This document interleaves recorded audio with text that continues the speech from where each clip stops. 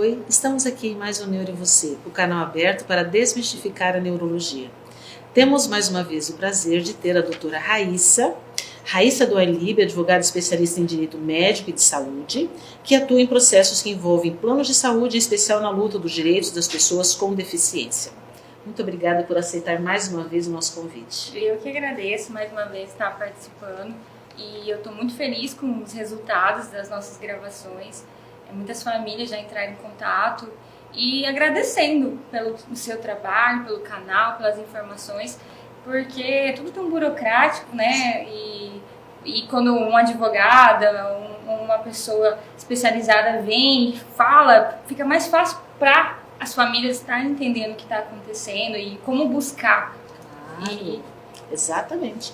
E hoje a gente vai falar sobre os direitos da pessoa com deficiência, LOAS e direito à educação.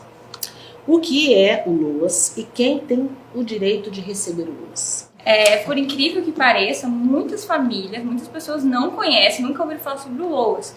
Muitas famílias entram lá no meu escritório quando eu vou prestar o atendimento e eu comento sobre o LOAS, o que é isso, né? Então, e são inúmeras dúvidas que a gente tem para falar sobre o LOAS.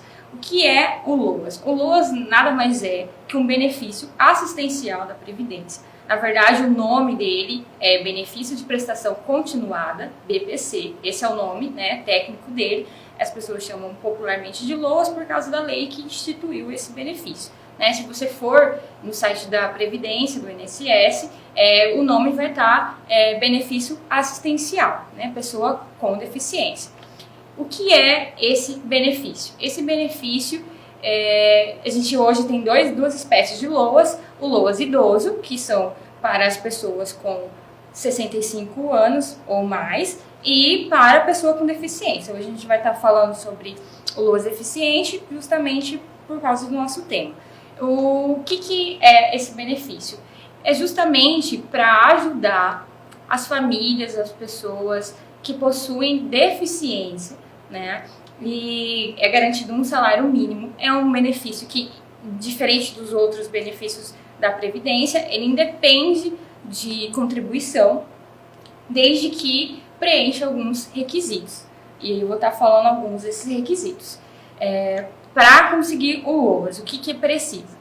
Primeiro de tudo, tem que ser comprovada a deficiência, e hoje a gente pode falar que a Previdência exige um tempo razoável, né, de 2 anos pelo menos. Então, o que é garantido? Quais são os requisitos para conseguir o benefício, né, para a pessoa com deficiência? Primeiro, tem que ser comprovada a deficiência, né, e o INSS, a Previdência exige uma deficiência permanente, né, de pelo menos 2 anos, né, e também a questão da renda, que é o mais importante.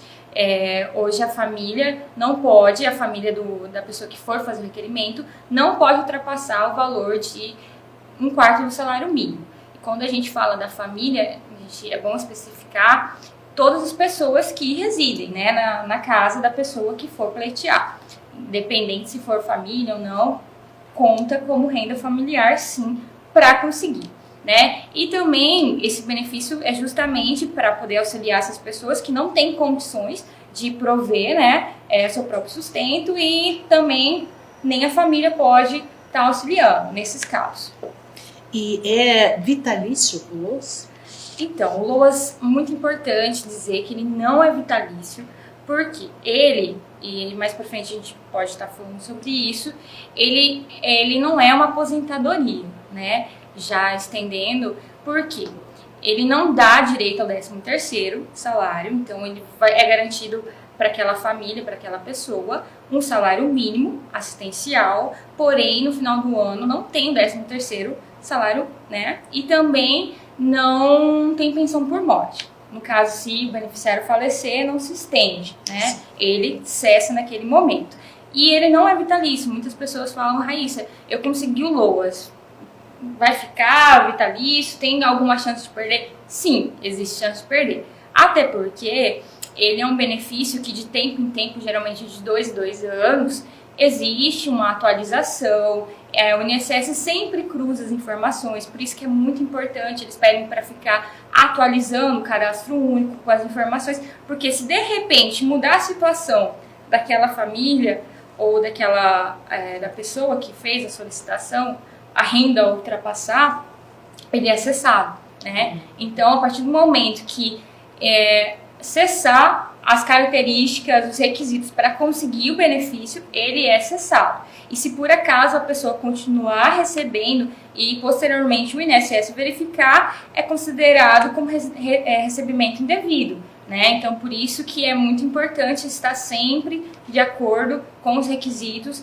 estabelecidos pelo INSS. E nessa coisa de ser um recebimento indevido, a família é obrigada depois a devolver esse dinheiro? Sim, o INSS entra cobrando, notifica, né, o tempo indevido, cobrando esse período, sim. Por isso que é muito importante estar sempre atualizando o cadastro único, se a pessoa está trabalhando, qual é a renda, tudo certinho, para não ter nenhum tipo de problema. Certo. O LOAS pode ser acumulado por outro benefício da Previdência? Não, essa é uma dúvida muito importante, porque geralmente na família existem algumas pessoas que já recebem uma aposentadoria ou algum outro tipo de benefício. O LOAS ele não pode ser acumulado. Lembrando que o LOAS é um benefício assistencial, né? Pessoas com baixa renda. Então, por exemplo, eu não posso receber um LOAS mais a aposentadoria por invalidez ou até um seguro-desemprego. Então, não pode ser acumulado, exceto, lógico, que a Previdência tem exceção, que são casos de benefício médico, né, benefício assistencial médico e também pensão por indenização, né, indenizatórias, também não conta. Então, se a criança que tem o LOAS está sob guarda de uma avó que tem mais de 65 anos, que recebe aposentadoria, essa criança vai perder o LOAS? Sim. Infelizmente não pode acumular. E se o pedido para concessão do benefício for negado, a gente pode pedir via judicial isso? Sim. Então, lógico que todas essas questões que a gente falou, não pode acumular, hoje a gente tem muita questão do idoso, né? No Estatuto do Idoso é previsto que a família pode ter dois idosos recebendo LOAS. Sim. Não é a mesma coisa atualmente para o deficiente. Então, na família ter 2 benefícios de LOAS vai acumular, vai somar a renda. Ela entra na renda para fazer o cálculo se é devido ou não para a próxima pessoa que está solicitando, certo? Então, todas essas questões, se a pessoa recebe, se não recebe, se tem alguém que recebe um benefício, qual o tipo do benefício, se é LOAS, ele pode sim ser questionado, inclusive na via judicial. Por quê? Isso é muito importante. O INSS, ele preenche, ele verifica todos aqueles requisitos, então não tem aquela flexibilidade. Você vai fazer o requerimento, vai passar pela documentação exigida, eles vão analisar. Aí vai bater lá, atingiu mais de 1/4 do salário mínimo. E o INSS vai intimar a família, ou quem entrou com o requerimento, né, um representante, no caso de menor, pessoa menor, e vai pedir para comprovar, juntar alguns gastos, eles pedem, para justamente tentar questionar essa questão da renda. Quais são esses documentos que geralmente o INSS pede? Medicamentos, fraldas, todos esses documentos que o INSS exige, justamente para ver se a família ainda se encontra dentro do que está previsto no 1/4 do salário mínimo. Ainda assim, se ultrapassar, o INSS muito provavelmente vai negar. Essas questões, se ultrapassa um pouco ou não, pode ser questionado no judiciário, tá? Outra coisa muito importante que acontece, às vezes você tem um laudo testando a incapacidade da criança, a deficiência da criança, e aí passou para a perícia do INSS, o perito disse que não tem a deficiência. E agora? O benefício foi negado, muito provavelmente pelo INSS. Parou por aí? Não. É possível, sim, recorrer ao judiciário, justamente, você tem os exames, os laudos, para tentar brigar pela via judicial. Ok. E me diga uma coisa, às vezes uma família tem mais de um filho com necessidades especiais. Como é que acontece? Por exemplo, algumas doenças genéticas. Hoje eu tenho pacientes que a mãe tem 3 filhos com autismo, por exemplo. Via judicial, ela conseguiria o LOAS para essas 3 crianças? Então, cada caso é um caso, né? Então, assim, a gente não tem nada decidido. É possível se questionar, sim, judicialmente, fazer esse levantamento, porque a gente entende que o benefício é para aquela criança, para cada um. E lógico, tem a questão dos gastos, né? Então, imagina, uma criança gasta X, 3 crianças gastam 3 vezes mais. Então, todas as questões, elas podem ser analisadas e levadas para o judiciário, né? Por isso que, ainda que o INSS indefira, é possível questionar no judiciário. Lembrando que daí cada caso vai ser analisado de uma forma, dependendo da renda, dos gastos. Isso é muito importante, tá? Certo. E a pessoa com deficiência que recebe o benefício LOAS pode exercer uma atividade profissional? Essa é uma dúvida também muito importante que as mães e os pais têm. Por quê? A pessoa com deficiência que recebe o benefício. Lembrando que o benefício é para essa pessoa com deficiência. Essa pessoa com deficiência, ela não pode trabalhar. A única forma que ela pode trabalhar ela pode ser aprendiz. O INSS permite que ela seja aprendiz e existe um período que ela pode trabalhar como aprendiz, que é no máximo 2 anos, tá? Aí quando ela está trabalhando como aprendiz, nesse caso, pode sim ser acumulado o LOAS com o salário que essa criança, esse adolescente vai receber como aprendiz. Passado esse período de 2 anos, aí pode ser suspenso o benefício, tá? Se a pessoa for aditivada dentro daquela empresa, sim, aí ela vai ficar trabalhando carteira assinada e tal, sim, e perde o LOAS. Sim, perde o LOAS. Tá? Falando da pessoa com deficiência. Por quê? Então, o trabalho, ela pode trabalhar, mas se ela trabalhar, é suspenso o benefício, certo? Porém, as mães me perguntam, Raíssa, mas eu posso trabalhar com carteira assinada? Eu tenho medo de começar a trabalhar e perder o LOAS do meu filho. Aí a gente sempre orienta o seguinte: na verdade, os pais podem trabalhar, né? Mas, porém, tem que ser observado certinho aquela questão que a lei do INSS que está estabelecido, de 1/4 do salário mínimo, não pode ultrapassar. Mas não significa que a mãe e o pai não possam, os responsáveis não possam trabalhar. Quem não pode trabalhar é o beneficiário, né? A única forma que ele pode trabalhar através se ele for aprendiz dentro desse período de 2 anos.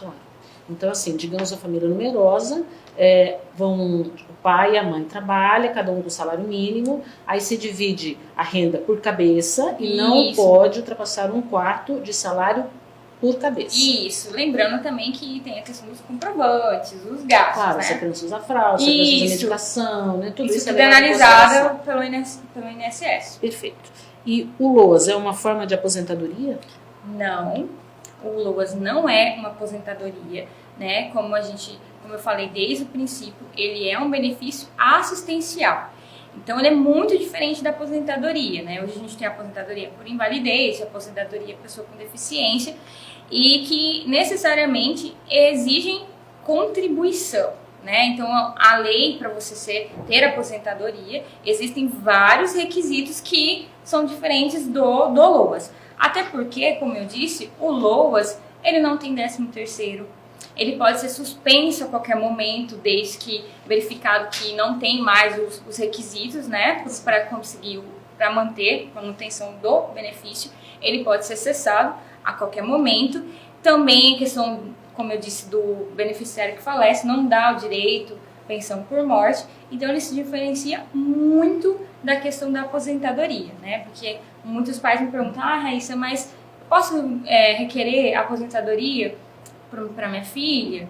Aí eu falo assim, seguinte, tem que ter a questão da lei, a contribuição, dos anos, tudo certinho que a lei exige, por isso que ele diferencia do LOAS. Então a pessoa deveria contribuir mensalmente por algum tempo para depois, em algum momento, solicitar Lembrando que tem os requisitos, né? Porque, por exemplo, para você conseguir benefícios têm que contribuir, dependendo da idade, do homem, da mulher, tempo de trabalho, então tem que preencher todos aqueles requisitos. Perfeito. E quais são os principais direitos à educação garantidos para as pessoas com deficiência? A educação é muito importante, hoje a gente fala muito sobre inclusão, principalmente nas escolas, porque a nossa maior luta, acho que dos pais, dos advogados, foi estabelecido que as escolas têm que praticar a inclusão. Mas não basta só aceitar a criança com deficiência. Existe a questão que os profissionais eles têm que estar preparados. A escola tem que estar preparada, tem que ter treinamentos, profissionais capacitados para lidar com realmente aplicar a inclusão, né? Porque eu não posso abrir uma escola, minha escola vai receber pessoas com deficiência, mas tá. Quais são os métodos? Quais são os treinamentos? Então, várias medidas hoje são necessárias para a escola, para os profissionais estarem preparados para poder realmente prestar esse auxílio para as pessoas com deficiência. Aí aqui a gente pode falar também do profissional de apoio, mais uma vez, é muito importante, muitas pessoas não sabem que tem esse direito. E principalmente quando a gente fala de escolas particulares, porque tem escolas que ainda hoje, como eu disse outras vezes aqui, que cobram um valor a mais pela criança ter a deficiência e também por fornecer esse profissional de apoio e material especial, né, para as crianças. O que não pode, isso é crime, está na lei, não pode ter nenhum tipo de discriminação, né, pela criança ter a deficiência. E isso acontece muito. Mas a gente tem outras medidas muito legais, a questão da cota hoje para concurso público, cerca de 20% destinado de vagas destinado para as pessoas com deficiência. Tem a questão nos cursos superiores federais, né, faculdades, vestibulares. Então a gente tem várias medidas que são garantidas para as pessoas com deficiência. Lembrando, principalmente agora, no final do ano, que a gente vai começar matrícula, os pais têm que ficar muito atentos, justamente para ver se não está sendo nada cobrado a mais, se não está tendo nenhum tipo de discriminação, se a escola, apesar dela falar que tem a questão da inclusão, se ela realmente está preparada, quais são os profissionais, porque isso é muito importante para refletir na vida da criança, dos filhos, né? E é obrigatório, toda escola tem que fazer inclusão? Sim, é obrigatório. Então é lei. É lei. Então a inclusão vai desde a acessibilidade, quer dizer, temos que pensar nos cadeirantes, tem que ter rampas adequadas, né?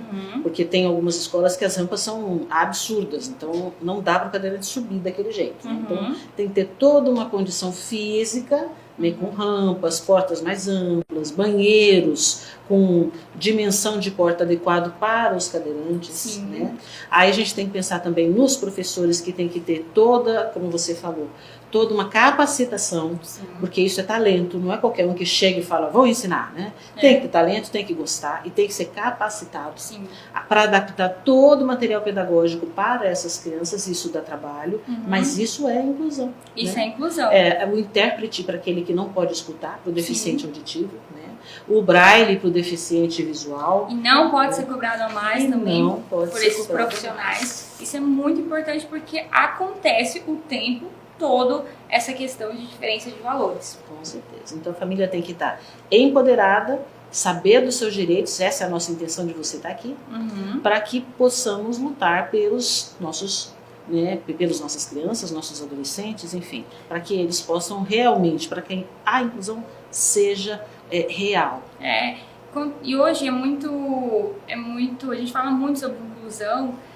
E as escolas têm trabalhado, sim, questão da inclusão da família com a escola, da criança. E isso as escolas estão desenvolvendo um trabalho muito legal, né? Mas, claro que a gente tem que ficar atenta também por essas violações, discriminações que acontecem, né? E, aproveitando para falar do LOAS, muitas pessoas não sabem como fazer o requerimento. Para você fazer o requerimento do LOAS, é importante você acessar o site do INSS, você pode fazer online, tá? Ou com 135, pode estar ligando e fazer o agendamento você preenchendo todos os requisitos, fazer o agendamento para estar fazendo todo acompanhamento e requerimento, tá? Hoje, por causa da pandemia, a maioria das agências está preferindo fazer de forma online, mas também dá para ir na agência. Então a gente tem todas essas possibilidades, porque às vezes a gente fala do LOAS, mas os pais, mas onde eu solicito? Como eu solicito? Através do 135 ou pelo site do INSS. E uma vez que a família faça essa primeira busca, faz esse primeiro protocolo, mais ou menos quanto tempo para ele ser chamado para uma perícia? Você tem essa noção aí? Olha, o INSS está um pouco demorado, né? A gente não trabalha com datas, mas eu tenho casos de pais que solicitaram que estão há 1 ano em andamento esperando, né? Então é necessário ficar ligando, buscando informação, ficar cuidando, até porque às vezes o INSS manda uma mensagem ou algum tipo de notificação para o pai, para o representante que fez o requerimento, tá cumprindo a exigência. E às vezes a família não vê e acaba perdendo aquele processo, né? Os prazos. Então é muito necessário os pais também ficarem atentos, ligarem para ver como que está o andamento e cumprir todas as exigências dentro do prazo. Porque daí, se fizer tudo isso, o processo anda mais rápido, mas está demorando um pouquinho, sim. Ah, que ótimo. Como sempre, você explica super bem, agora entendo mais do que nunca. Ah, imagina. Muito espero obrigada. ter contribuído. Com e certeza. espero voltar para estar Vou estar chamando você outras vezes, imagina. Muito obrigada. Eu que agradeço mais uma vez estar participando do canal. Obrigada. E você que nos assistiu, qualquer dúvida, sugestão, por favor, entre em contato.